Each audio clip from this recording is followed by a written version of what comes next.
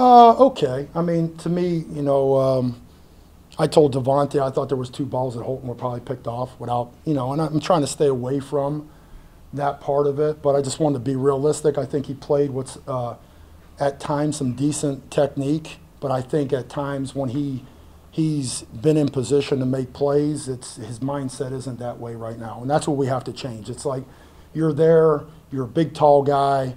We're not in the business of just batting down balls. We're not in the business of just being on guys and saying I covered them. We're in the business of trying to pick balls off. So that's the biggest thing that I've expressed to him, and I didn't do it in a manner that it's everything is just continued to build his confidence. But that position's a lonesome position. But when you have a tall guy that can run, you'd like to see him when the ball goes up finish some. And I think that's all just a process. If you look at his game last year, I think weren't even in the ballpark. Now we got him into the ballpark. Now it's the finish plays. And that said, it's a step up in weight class this week with Greer. Oh yeah, no doubt. What do you see from him and their offense, and what's Spavital's doing? They're spreading out people and getting their guys in space. Greer's been really, really good, and I don't know his actual weight room numbers, but it seems like nobody can get him on the ground when they have good shots at him. And he's really good at keeping plays alive, getting his eyes downfield, and they do a really good job of getting open for him. But he's got a really, really quick release. He can read coverages, and the ball's out. So makes those type of guys very difficult. And then Spav and I think they've made a commitment to running the football a lot more. I know Coach Holmgren was the same way last year, but they're running the ball. I mean, they're getting a lot of credit for the pass yards, but they're opening up their pass plays with running the football. Was the struggles a little bit on defense last week, was that maybe not taking KU as seriously, or no, not at all? I'm going to tell you, KU did a good job too. They came into our place, and I thought schematically they did a good job, and they had a lot of confidence going into it that they could beat us, and they just hung around. And in my opinion, there was spots in that game where you start to think okay, what's going on here? But they did a good job, especially on third down. Our kids went pick six, and we had 3 turnovers. And that still was, some fluctuation in the game. But at the end of the day, our second group gets in there, gives up an 80-yard drive, and you're talking about holding to 260. Now, some of the deep passes, absolutely, we got to get them cleaned up, and we will get them cleaned up, but we won the game. What's Josh's status right now? Is he going to go, or? Well, right now, he's with us, and we're going to find out in terms of our depth how we're going to utilize him, because it's a shell game right now in terms of moving him around to different spots. What is your depth at corner after behind him? Well, it's probably ends up being almost me. So, no. We'll roll some guys in like I talked about it beforehand. John's a guy that's played that position before, and we got some guys underneath. So it's a little bit of a shell game going into it. And I'll do a good job in terms of if somebody gets in there that is a little bit inexperienced, we'll do a good job of covering them up. So real quick, just to be clear, you expect Josh Thompson to play Saturday? Right now, here's what I'll say about this.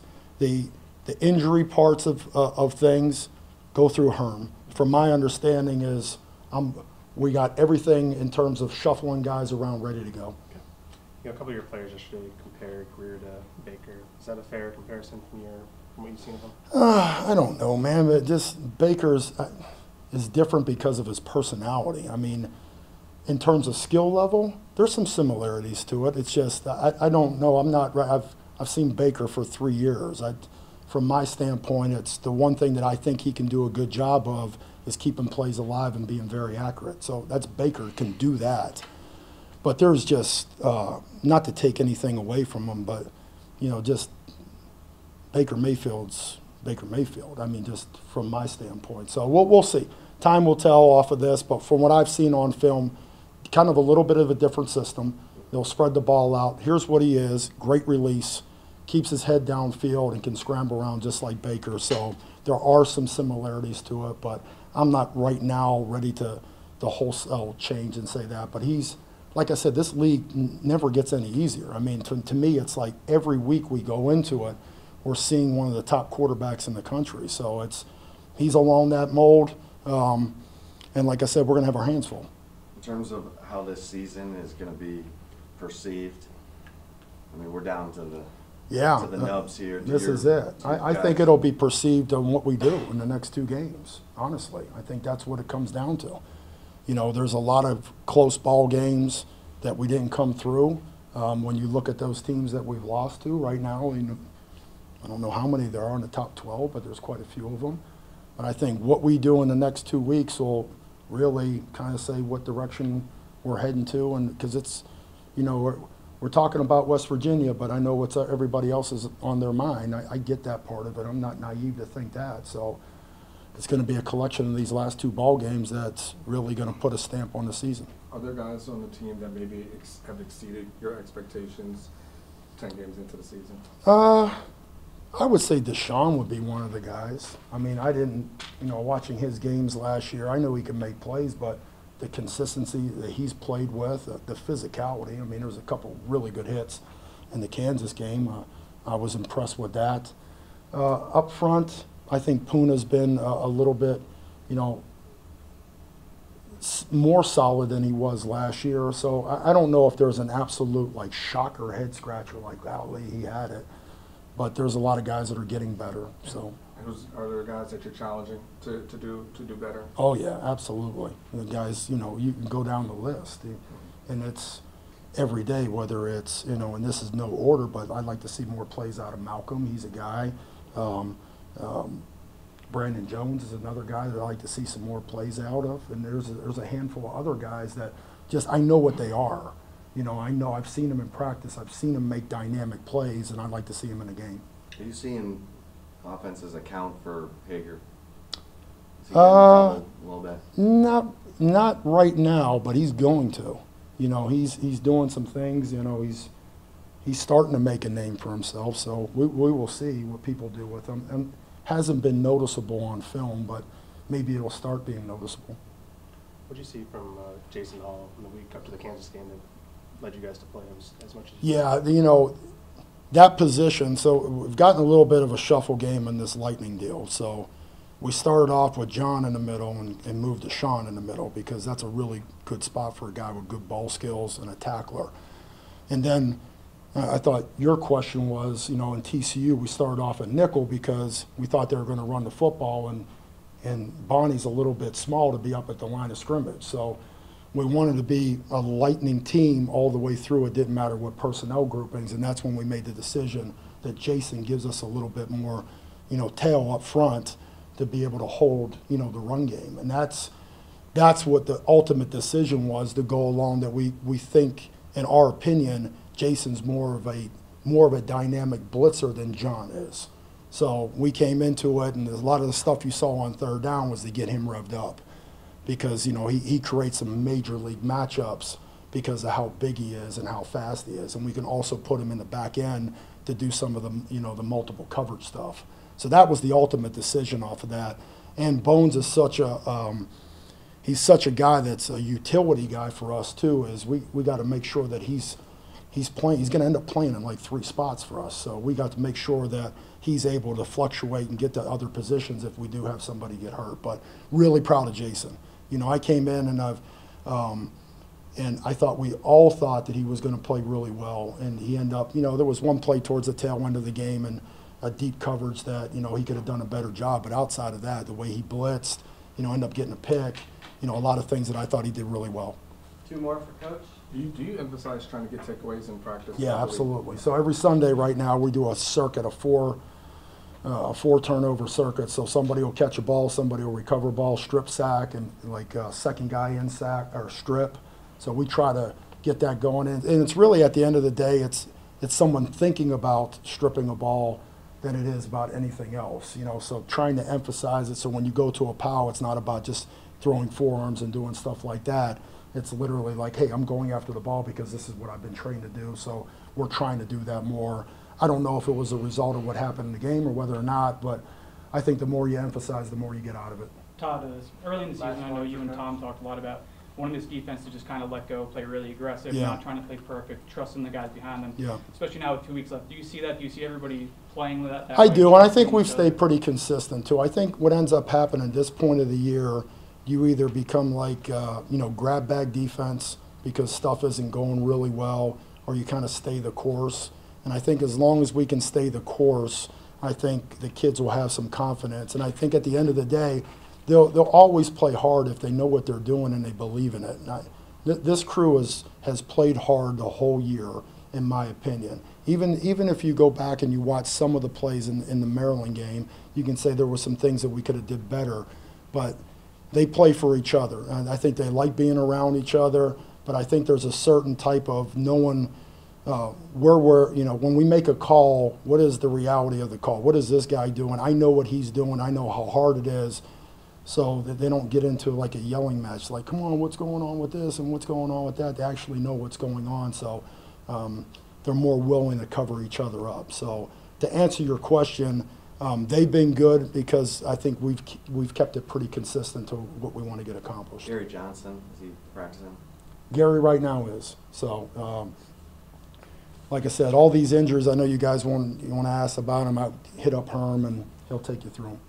Thanks, Coach. Yeah, thank you. Who would be your guy long term? Honestly, right now we're trying to win this game, to be honest, and who's going to give us the best chance to do that, and how, based on game plan and so on and so forth. Is it almost when the other guys get here, like this whole thing's going to be reset? I don't know. I can't. Trust me.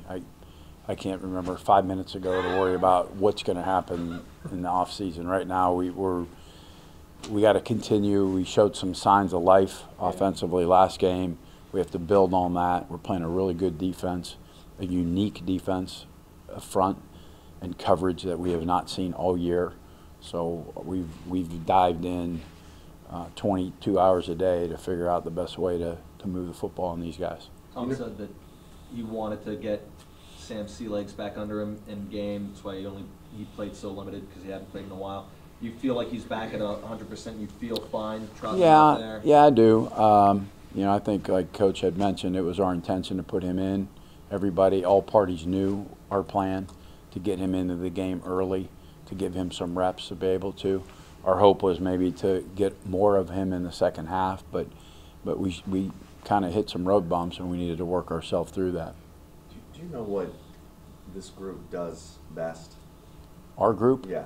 Like, you were kind of sifting through the pile earlier in the year. Do you feel like you know what this offense hangs its hat on? And it's hard because it's ever changing. And, okay, Coach, what do you mean? Like we change running backs, or our O-line may change this week, or, Sam was playing quarterback, moving along, here's what you're going to be. Oh, he's out, here comes Shane. It's hard to say this is what we're really good at when the pieces are constantly changing. What about Connor coming back this week? What kind of boost can he give the line, the offense? Yeah, he's a tremendous player, great young man, and he certainly is a competitor and a winner, and he's played a lot of football. So, Coach Herm could probably talk a little bit more about his status and how it is, but anything we can get out of him would be awesome. What's Lorenzo Joe done to kind of maybe just earn a little bit more playing time? One thing about Lojo is, in my opinion, I think he's probably one of the most consistent receivers. He's where he needs to be when he needs to be. He understands coverage, leverage. It's funny, he's not the tallest guy, he's not the fastest guy, he's not the strongest guy, but he just kind of seems to always be open and always making plays, Made unbelievable catch on the sideline, first play of the second half on the sprint out. Opening game, great move, got the corner to turn his hips. It was great to see us finally. We've called that play 4 or 5 times and overthrew it, underthrew it, got pass interference. We did everything. Finally, it was about time we hit it,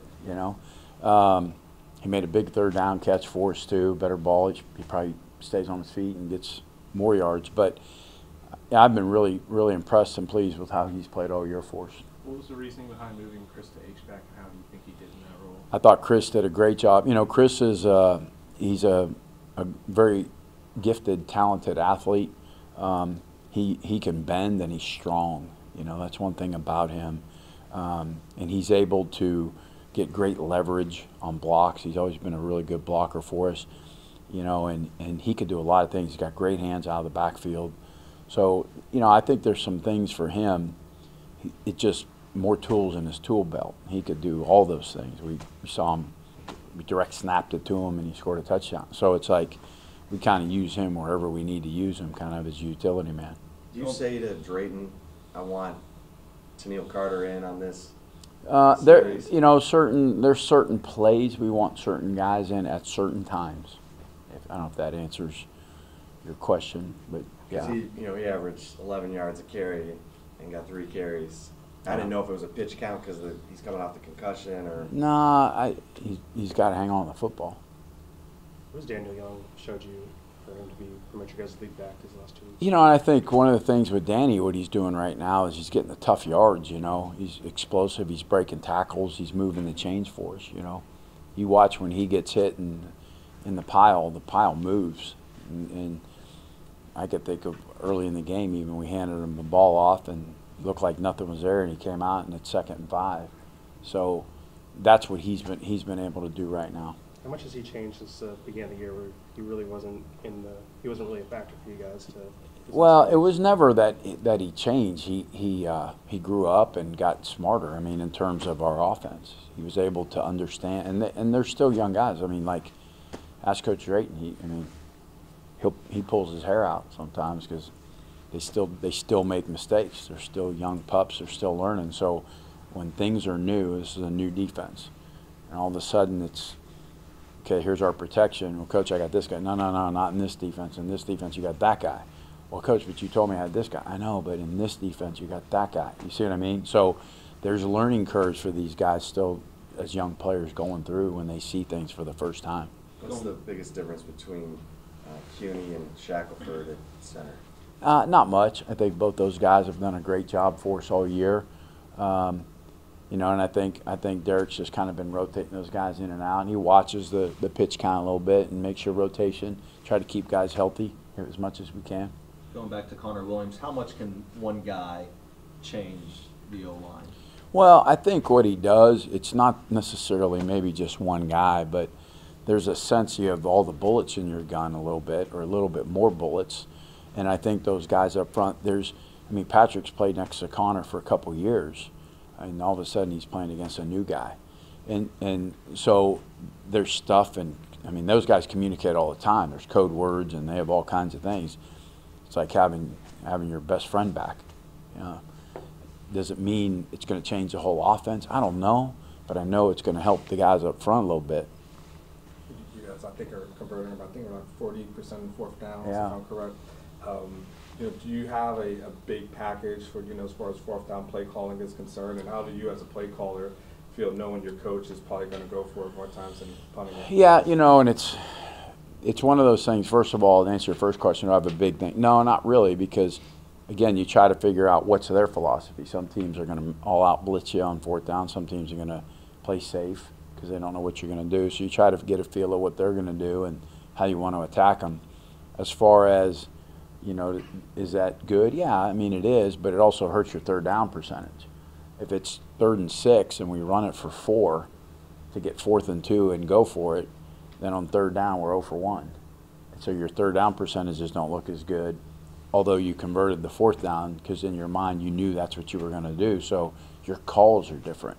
You're not trying to get the 1st down. You're trying to get the 4th and 1 or 2 and feel really good. And it happened in that game. We ran Shane on a play, and he gained like 3 or 4 yards, and then we came back and got the 1st down on the next play. So those type of things. With Will Jordan, it seems like you're trying to get the ball in his hands in a lot of different ways. Saw it against Kansas. Mm-hmm. What's he done to sort of, earn trust throughout the season? Well, I think, again, he's another one of those guys, been a consistent big play guy for us pretty much all year.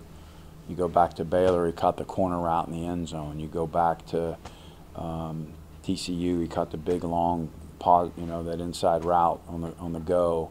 He's made a lot of big plays for us this year, and so obviously we're trying to get the ball and feed those guys when they're feeling it. He's a big guy, he can run.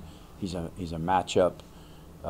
He's a tough matchup for teams, and obviously he played running back in high school, so to direct snap him the ball is nothing. But sometimes when you max protect, your guys aren't always getting open. But if you don't max protect, your quarterback's getting sacked or getting hurried. So how do you adjust in a situation where it seems like whatever way you go, it's kind of a tricky door there? Yeah, and it is. You hope through scouting and breakdowns that you can figure out their philosophy enough to be right the majority of the times. You're not going to be perfect, and I mean, nobody's ever called a perfect game. Nobody's ever played a perfect game. So, you know, you sit there and say, okay, in this situation, they played this defense this percentage of time, so we're safe at doing this. Now, is it going to be right 100%? No. And you try to give them, hey, okay, if this happens, here's your out, so to speak. And that's kind of what you go with. But when your quarterback gets sacked 7 times, 1 week, 4 times the other, it does hurt a little bit, right? Sure it does. Yeah. I mean, it does. I mean, because you're not going in the right direction when that happens. Tim, the perception of the whole season is probably going to come down to these 2 games. Mm-hmm. Where's the mindset of your group in terms of confidence level and walking out on the field Saturday with some? Yeah, you know, I think a couple things. Obviously we get evaluated on W's and L's. We understand that, and as I mentioned last week in our program, you know, you got to lay bricks, you got to lay foundation, and we feel like we're doing that. I think our players really believe in that too. I think they really feel like this is a changed culture, that they could literally go into every game and win. I wasn't here, so I can't necessarily say that was true, but there seemed to be an attitude here that I don't know they really believe that deep down inside. I think that's changing. So that leads into your second part of your question, how do they feel going in? I mean, they're preparing to win the game. That's what they're preparing to do. We're working hard to come up with the best plan. They're practicing really hard. I mean, so I think that their mindset is, hey, coach, what do we got to do to win the game? Hey, guys, let's go out there and do this and give our best effort for this game and try to be 1-0 this week. That's it. Just be 1-0 this week. Don't worry about anything else. Just lock arms. Let's go get on an airplane and fly to West Virginia and try to be 1-0. Your last ones? You happy with the 11 a.m. or noon kickoff? I guess. You know, it doesn't. Cold. I'm up at 4 or 5 every morning anyway, so it doesn't really matter. Cold and rain. Yeah. Assuming. I mean, it is what it is. I mean, you can't control that. I mean, it's.